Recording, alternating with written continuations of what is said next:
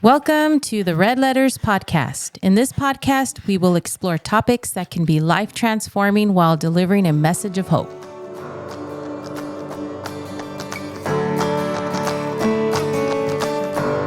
Thank you for joining us on this week's episode of Red Letters Podcast. Today we're going to be talking about a subject that could be near and dear to your heart if you're going through a transition period at work. Maybe you have a new supervisor that's making big changes and you're not sure whether to stay, go, or what options you have available. We're probably going to also tap into the whole thought of stepping into the workplace in general. I know a lot of times it might be more the woman that we're talking about, but nowadays the men are willing to and wanting to stay home while their spouse goes to work and goes to bat for them. So today we're going to kind of look into some of that, and I hope that you get some good wisdom and or ideas and or some help in some way, or at least provoke your thinking. So as we dive into that, I guess, would somebody want to go ahead and maybe talk about some of the challenges that come with that in the workplace? I think starting off, one of the first thoughts that come to my head from experience through, Jess, from what she's talking about. Your wife, right? Yeah, my wife, Okay. yeah. Is the main challenge is fear. I think a lot of people that aren't used to working are trying to transition. There's a fear behind or fear stopping them from actually taking that jump. And your guys' experiences, do you guys think that fear is like valid, or do you think it's like once you jump in, the water's fine? Well, I would have to say the fear is real to that individual in that moment. But I think if you don't try something, we won't fail, but we also won't make it. So it's just taking that chance on yourself. And I love that you brought that up, Gio, because at the training that I was in, one of the individuals was asked, something about what is it that you wouldn't do right now, that you would do right now if fear wasn't an option? And she sat back and she said, I'll do anything now because fear, it's not anything that cripples me. And I just looked at her, but she's had a great career. She decided, I don't want to do this job after 30 years and said, I'm going to go do this thing that she's never done. But she said, but it took her that long. And her thing was, why did it take me so long? Because she's so much happier now. Yeah. So it's not, and something that I have to put out there is, if you put the money aside and you say, is this worth my peace? Because if you're working in a toxic environment where you feel like you're constantly like walking on eggshells, or feel like, I can't do this anymore, but you stay because of the money or you stay because you're comfortable, is it worth your peace of mind? Because at my age now, and it could be an age thing, I'm willing to leave whatever I'm doing and take a chance on myself because the peace of mind is more important to me than the money that I'm bringing in. Now, I have a husband who makes good money, so maybe that's unfair for me to say that. But in reality, I truly believe that things work themselves out when you take a chance on yourself. Yeah. Yeah, I think the other thing too is fear. I think a lot of times is just the fear of the unknown, not knowing what's going to be the outcome. And I think part of why people tend to embrace the fear sometimes falls on self-esteem, identity, because sometimes they don't know what to do because they don't know what tools they have in their tool belt to either excel, to take a chance. And you know what, maybe I should go start a business instead of staying here because I don't see how I can move up the corporate ladder here. And I feel like I've already hit the ceiling and I don't like how things are going. And I think that sometimes, a lot of people talk about believing in themselves. And I think in this topic that is part of it, because if you don't think that you're worthy of it, that you're worth it, that you have the wisdom to do it and or can find the help to cross that bridge and step into something you're unfamiliar with, I think a lot of it falls, on that. Yeah. Mm-hmm. What about the fear of failure? Yeah, that's another. I think that would be Another something fear. because I know in the past, that was one of the biggest things that you, I believe, had was a fear of failure. If you failed in what you started. Yeah. Or even failure in general. That's true. I know, like with our particular situation, I was kind of pursuing work in general. I didn't really have a good vision of where I wanted to go. And so that didn't help. When you do have that, that helps make your decisions a whole lot easier. But then I did have the fear of failure, but I felt at the moment I didn't have much to lose. So it was less risky than somebody who's dumping $10,000 in a startup company and hoping they're going to be able to make it. Yeah. So. That's true.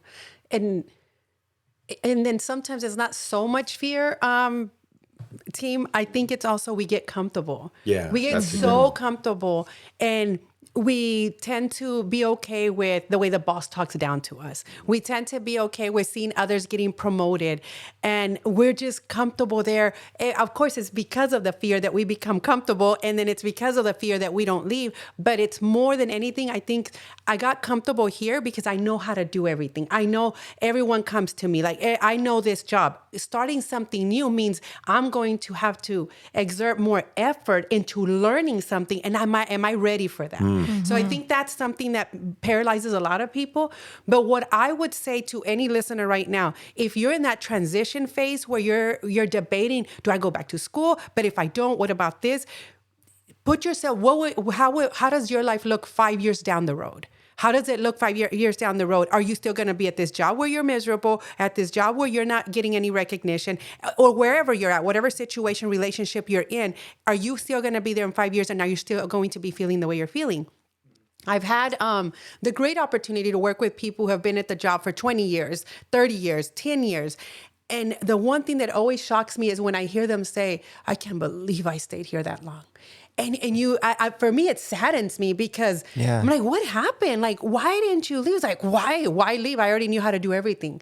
So for me, I've stayed at jobs up to 10 years, 8 years. But when I saw that I wasn't going anywhere and it seemed like the company wasn't going anywhere, I felt, or the politics of the company, it didn't align, or I didn't feel, it was a belief system that I wasn't agreeing with. So at that point, I was like, okay, it's time for me to go. But I had peace with it. And there was times when I was much younger, when I didn't have any peace with it, I'm like, I'm not going to stay here anymore because of what was happening. It was like, this isn't for me. And it wasn't worth me not sleeping at nights to continue to come to a job like this.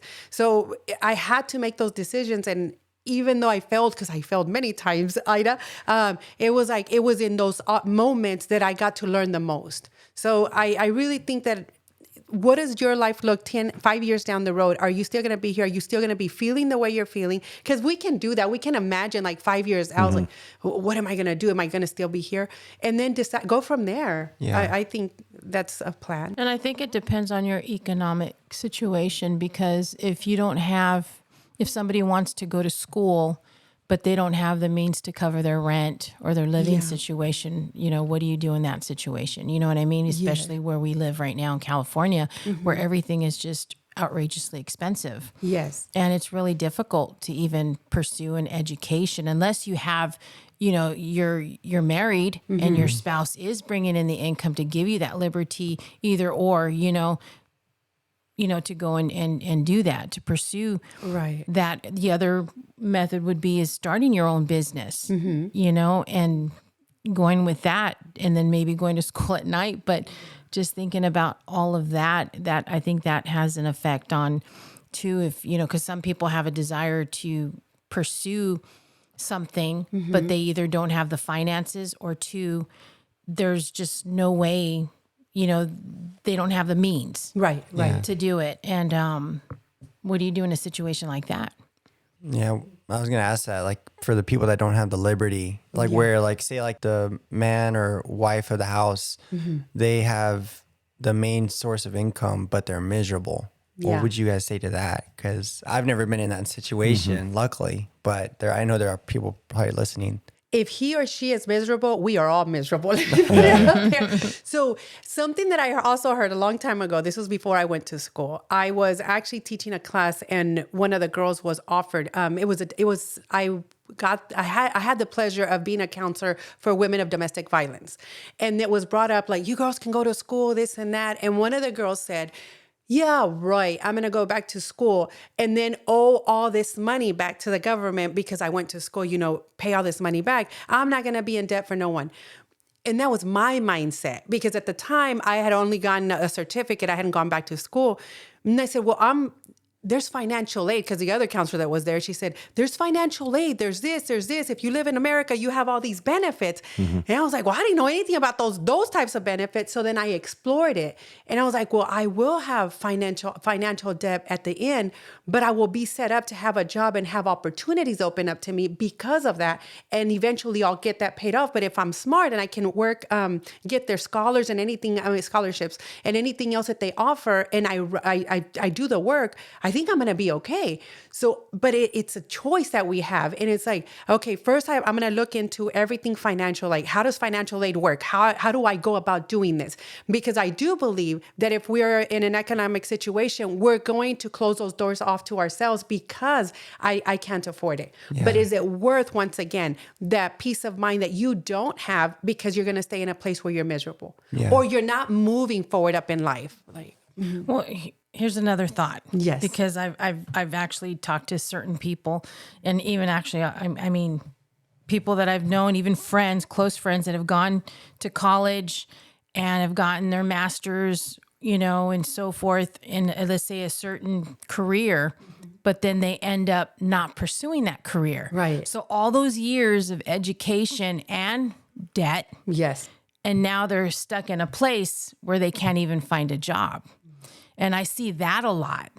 And I think that's something that encouraged me not to go to college, to be honest with you. In fact, I didn't even finish school. I dropped out of high school in the 10th grade. But I had an opportunity because my dad was self-employed. Because I saw a season where my dad was working 3 jobs, but then he had an opportunity to have his own business, his own locksmith company. And that's what I pretty much pursued, and we pursued later on in life. And I thank God for that trade, that my dad pushed that on me, because originally I didn't want nothing to do with locksmithing. I didn't even have a desire to do that. I had other desires that I wanted to pursue, but I ended up not pursuing them. Right. But it was easier for me because I had that trade. I had friends who were pursuing college, graduated from high school, went to college, but then they didn't pursue what they went to school for. And then I find them now doing just simple jobs. They're, just doing a day-to-day job. It's not what they desired or what they wanted to do. But now, what do you do with that? Does that mean, do you know what I mean? Yeah. Because I think about that a lot. To me, it's like, really think about what you want to do and plan it out. Because if you don't, and let's say you go to college for those years and you have just another master's degree sitting on the shelf, and you're not even pursuing that, right? And especially in this season, in this economic season, and what we're going through, I mean, you really, really need to think about what you want to do and pursue. No, I totally agree with that, Ida. And I had a thought and then I just lost it. But I totally agree with that, because there is a lot of people who do have a degree in whatever, and then they're doing something different.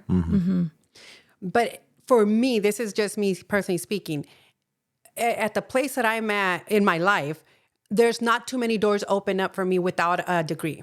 There isn't. You can go almost anywhere, and the first thing they ask is like, do you have an associate's? And then if you do you have a bachelor's? So they keep going up for most jobs. So I think, and then that was my thought. So that's the sad thing about young individuals when they're being sent out, go to college. What do you want to be? I mean, your brain is not even fully developed till we're 25, and we're being asked to make decisions like, what are you going to be when you grow up? And they do choose a career, and they end up going to college. What I'm seeing right now, that all these young kids that are going transitional youth, they call them, to college, they'll tell you, I'm just doing my general ed. That's it. I'm just going to school for this. I don't know what I want yet. And I think if anything, that's what the younger generation, if you don't, there are people out there that have a desire, like you said, a locksmith, my daddy did it, I'm going to do it. Or, somebody else, my parent was a lawyer, I'm going to pursue law, whatever. They have it already in them. Well, good for them, and they can pursue it, and maybe they will.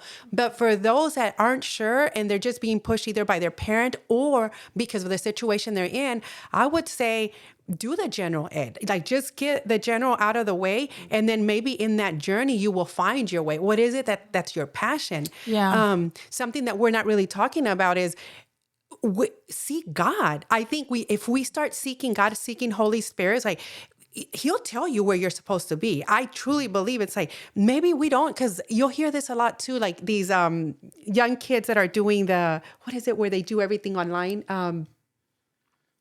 TikTok? Yeah, but they're called, they have a name for them. They're influencers. It's like, you sit back, everybody, you ask all these kids, they all want to be influencers. And like, okay, but is that going to open up more doors for you? I don't know. Like, I don't know. But for me, it's like, take a chance on yourself, whatever it is. Like, if you're sitting there, it's like, for example, my nephew, because he's not here, he's at a job, but they told him, if you go to school and you do this, you'll go higher. Okay, well, he's already in a job, but he realized this is not what I'm going to be doing long term. So he's so close to finishing his degree, whatever he's doing, because he always knew he wanted to be a surgical tech. And it only took him 6 years, I'm putting out there because he's listening, 6 years to decide, okay, this is what I really want to do. And he's really young, but this is what he decided. He's paying for the school while he's going to work. So I know it's doable. We just got to take that chance on ourselves. I know it's like, I know there's going to be so many challenges, but we got to take that chance and decide, once again, is my peace worth it? And I think it is, that mental peace. I don't know if I answered your question, but... The other thing I think that, well, you kind of said it right there, but I want to highlight it, is that how was going to school and working. To go back to your question on how does somebody go from where they are being frustrated in the workplace and try to get into something else, you have to pick up a side hustle, whether it's going to school, starting something after hours, learning a trade, or diving into something else that could help lead you to another open door, to venture out to try something new and different because you're frustrated and you feel like you've tapped out where you're at. I think if you're not willing to do that, then you're going to sit and live in that frustration for a very long time. You have to be willing to change. And so if that means you having to get up earlier and get it done before work or after work, if you're not doing that, then you're going to enjoy the frustration that you're sitting in. So that change has to come. You have to time manage. You have to put priorities so that you could better yourself and your situation down the road, so that you don't feel like I have to just quit and then start something from scratch. And it's going to take 2 years to get that done, where you could actually transition a whole lot easier. Like, even like when we started the business, I was working for a locksmith company. And then after hours, I was working in aerospace. And I was doing that, and I did locksmithing after hours, started learning the trade so that I'd be able to cross that bridge when it came. Yeah. But you have to be willing to do that. If you're not, then, you're going to just live in that frustration again. I think something you said, Mary, is your passion. What are you passionate about? Pursuing your passion. Mm-hmm. I think that if you have an opportunity and you are passionate about something, pursue it. Right. I think, and don't let anything stand in the way of pursuing that. And I believe 100%, especially, like, I don't believe anybody that says, well, I don't have the money to do this or the money to do that. When it comes to, let's say you have a passion off the wall for starting your own, let's say, catering business. Starting something, some simple little business or little passion that you have that you love doing. I always ask the question, well, what do you have in your house that you don't need? Yeah. That you can sell, because there's money sitting in your house. Yep. In your house. It could be things that you're stocking up on junk. It could be things that, maybe it's junk to you, but to somebody else, it's treasure. Treasure. But I believe just starting off with, what do you have, in your hands right now? It doesn't have to be money. It could be something physical that you can sell, something you can reinvest, something that you can use to make a way for you to pursue that passion that you have. And I like the idea of what you said, finding some side hustles, just to, until you are able to step into what you're passionate about. Because I believe if you pursue what you're passionate about, you'll be happy. Yeah. You won't always have that regret, like, oh my God, why didn't I do this? Or why, like you said, why did I waste so many years? And I think just pursue really what you're passionate. What are you passionate about? Even if it's somebody who wants to be a motivational speaker, right? There's YouTube videos. There's so many ways. Many ways. Even media, people use their phone. You have a phone in front of you, so many young people are getting it and they're starting things on TikTok, YouTube, Instagram, what have you. And some of them are just talking or finding things that people are interested in and they're getting paid for it. So really there's no excuse to not, pursue what you're passionate about. Yeah. So true. And I also heard something, because I don't want the younger generation, when they're listening, like, oh, they don't know. The reason that we're having this topic is because we are of an older generation and we walk the walk. We're not just here talking about it. Something that Dr. Miles Monroe said, and I really love this. He has a whole talk on this. When you're young, this is the years that you go out there and you give it your all. And what he said, have 3 jobs, go back to school. Like, you can do that because you're young, you have the mind, you have the physique to go out there and do it. Like, there's no reason why we shouldn't be out there pursuing what we want and getting to know what it is, who we are, what we want.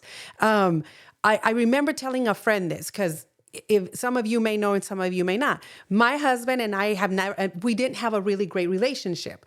Here I was with 4 kids at the time. I lose my job, the job that I had, and here I have had this job for 8 years, and it closed down. So I'm like, what do I do? And here I am pregnant with my 5th kid.